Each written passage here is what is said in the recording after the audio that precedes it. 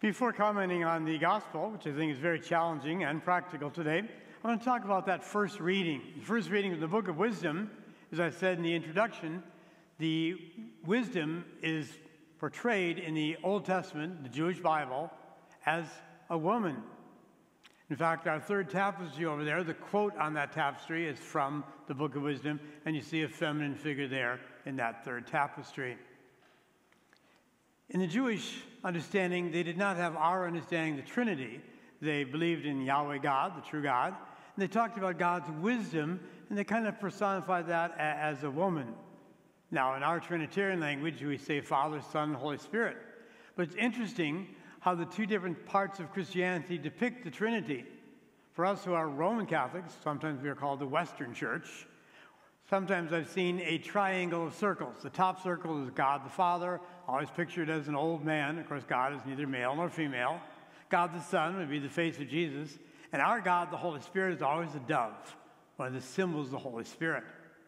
But in the Eastern churches, the Greek Orthodox, Russian Orthodox, and so on, they have the three circles. God the Father is the old man, God the Son, the face of Jesus, and God the Holy Spirit is the face of a woman. So how interesting that is, but it goes back to the very first book of the Bible, when God created humankind. God said, let us create humankind in our image and likeness, male and female. God created them. So God is all that is perfect in both male and female. Now to the gospel itself. It can be summed up, Jesus' words, in two words. Be prepared. Now, be prepared is the motto, some of you might know that, for the Boy Scouts of America. Be prepared. Now, I was a Boy Scout here growing up in Las Vegas, Troop 108. It was connected to St. Bridget's Catholic Church, which is not too far from downtown Las Vegas. I was senior patrol leader for a while, and we were taught how to be prepared. For example, if we were out camping, we didn't have any way to start a fire, we'd take two sticks and rub them together vigorously, till there's a little spark, and then put that spark on dry leaves, voila, you'll have a fire. We're taught to be prepared for, some minor conditions when someone might get hurt, so some minor first aid. We even taught how to handle someone if they got bit by a scorpion.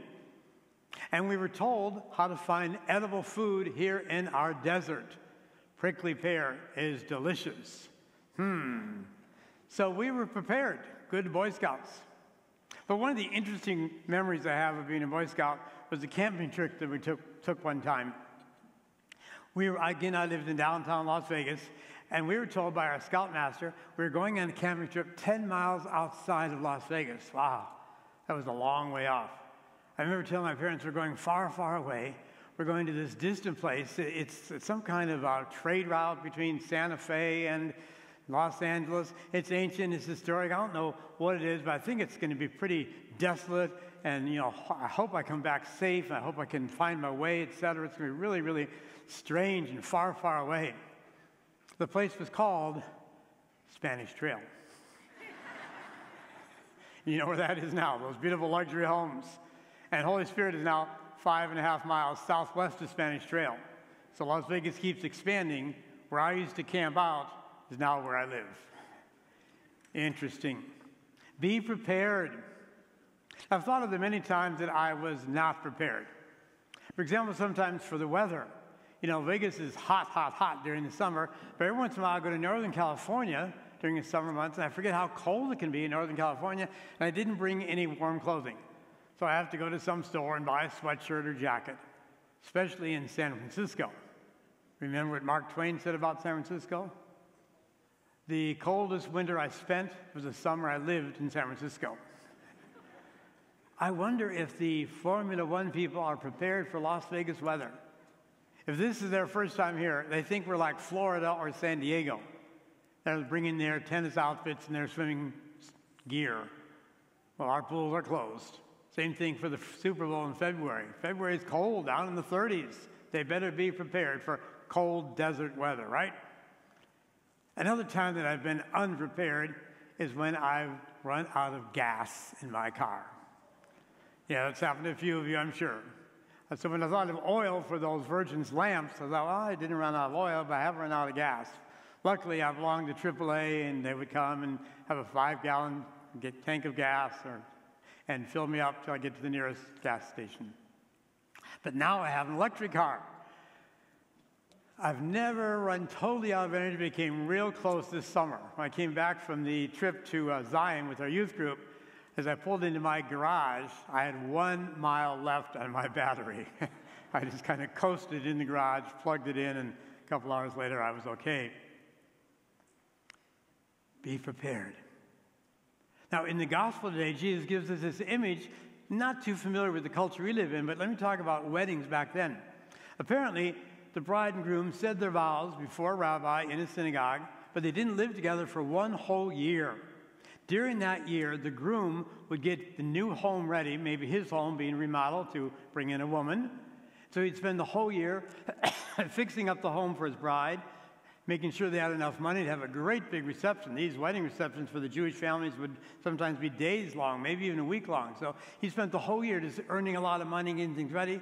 And finally, when the year was up, he told his bride, sometime this week, the groomsmen and I will come over and we'll lead you to our new home. We'll have a big party when we get there.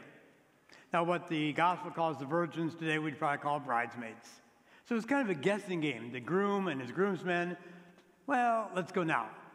And so the bride and the bridesmaids were waiting, and they didn't have flashlights, so they had oil lamps.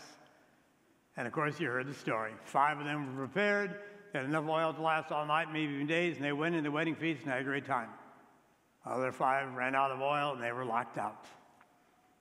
Again, Jesus isn't talking about wedding guests or wedding customs. I think the oil is symbolic of good deeds. Do you have enough good deeds to last you for today, tomorrow, and all week long? That's the oil that we should always have with us. Meaning, are you prepared to meet Christ and every person you meet later on this afternoon, this evening, tomorrow, throughout the week? Are you prepared to be there with your time, your talent, your treasure? Are you prepared with your generosity to meet the needs of others?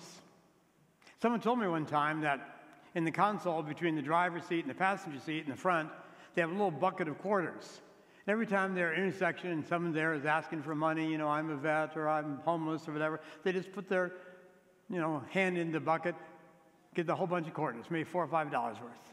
Pretty nice. They're always ready to meet that person with a few bucks. Are you ready? Now, when Jesus said, neither the day nor the hour, the first dire interpretation is, are you ready to die? And none of us maybe wants to think about that. And very few of us know when that's going to be. Unless, at some point in our lives we're told you have a terminal illness or you're going to go into hospice care. And hopefully we are ready when that moment comes. But Jesus really wasn't trying to scare us to death. He's saying, are you ready to meet me when I come? Will you be prepared? 2 weeks from today is the Feast of Christ the King, and the gospel is my favorite gospel. When I was hungry, when I was thirsty, when I was naked, when I was homeless, when I was sick, when I was in prison, when I was lonely, when I was hurting, when I was dying, were you there? Whatever you do, the least of my sisters and brothers you did for me, are we prepared all the time to give of ourselves? So open up your eyes, open your ears, open up your hearts to be there, to be prepared. Now, it might be easy to help someone out that you know really well. Most of us, a friend came up to us and said, can you help me out? Can you help me move? Can you give me a ride to the airport? Can you lend me some money? We say, sure, of course. We're friends. I can help you. What about the people that are strangers? What about people we don't like?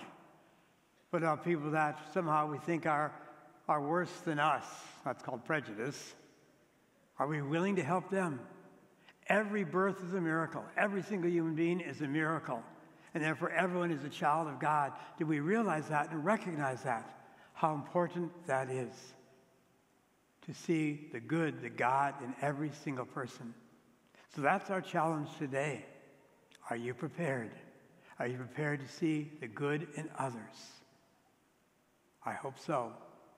Jesus' message, his parable, was beautiful, interesting. It can be summed up in just a few words.